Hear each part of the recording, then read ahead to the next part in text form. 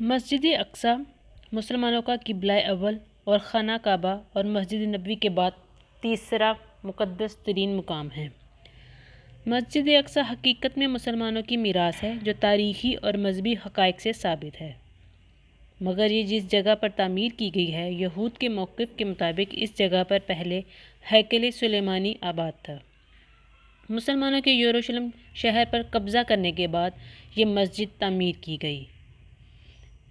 حالانکہ قرآن میں سفر معراج کے باب میں اس مسجد کا ذکر ہے، گویا یہ مسجد حضور صلی اللہ علیہ وآلہ وسلم کے بعثت سے بھی پہلے موجود تھی۔ متعدد روایات کے مطابق خانہ کعبہ کے بعد دوسری عبادت گاہ الاقصی تعمیر ہوئی تھی، اسی لیے مسجد اقصی کی اہمیت مسلمانوں کے نزدیک بہت زیادہ ہے۔ حضرت محمد صلی اللہ علیہ وآلہ وسلم سفر معراج کے دوران مسجد حرم سے یہاں پہنچے تھے اور مسجد اقصی میں تمام انبیاء کی نماز کی امامت کرنے کے بعد براق کے ذریعے 7 آسمانوں کے سفر پر روانہ ہوئے۔ قرآن مجید کی سورہ اسرائیل میں اللہ نے اس مسجد کا ذکر ان الفاظ میں کیا ہے: پاک ہے وہ ذات جو اپنے بندے کو رات ہی میں مسجد حرام سے مسجد اقصی تک لے گئی، جس کے آس پاس ہم نے برکت رکھی ہے، اس لیے کہ ہم اسے اپنی قدرت کے بعض نمونے دکھائیں۔ یقیناً اللہ تعالیٰ ہی خوب سننے والا اور دیکھنے والا ہے۔ اسی طرح بعض احادیث میں بھی اس کے بارے میں ذکر آیا ہے۔ احادیث کے مطابق دنیا میں صرف 3 مسجدوں کی جانب سفر کرنا باعث برکت ہے۔ نبی پاک صلی اللہ علیہ وسلم نے فرمایا ہے کہ 3 مسجدوں کے علاوہ کسی دوسری مسجد کے علاوہ اپنے گھر سے ہجرت نہ کرو، جن میں مسجد حرام، مسجد اقصی اور مسجد نبوی شامل ہیں۔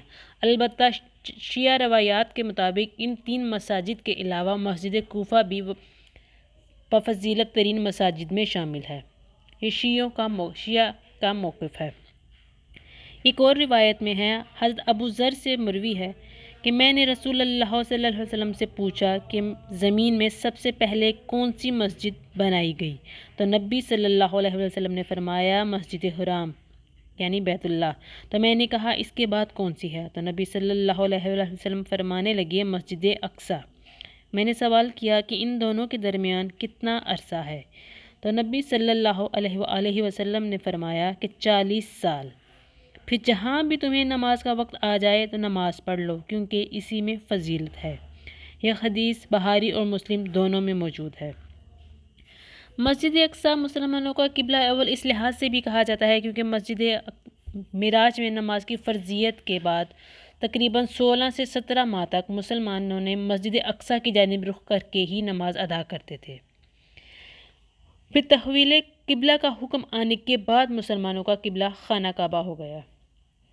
مسجد اقصی مسلمانوں کے لیے دنیا کے 3 بڑے مذاہب یہودیت، اسلام اور عیسائیت، ان تینوں کے لیے یہ جگہ یروشلم جگہ بہت اہمیت رکھتی ہے اور یہ بہت مقدس مقام ہے۔